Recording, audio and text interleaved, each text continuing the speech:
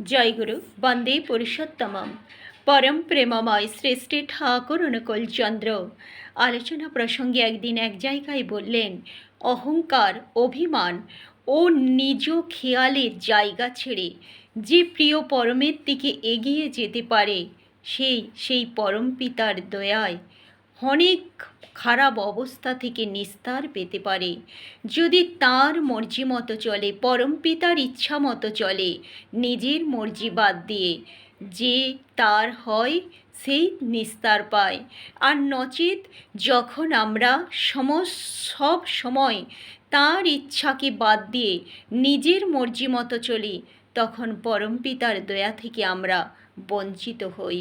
তাই তার দয়া পেতে হলে প্রিয় পরম যখন যেখানে যা বলেন সেটাই আশীর্বাদ স্বরূপ আমাদের মাথা পেতে নিতে হবে।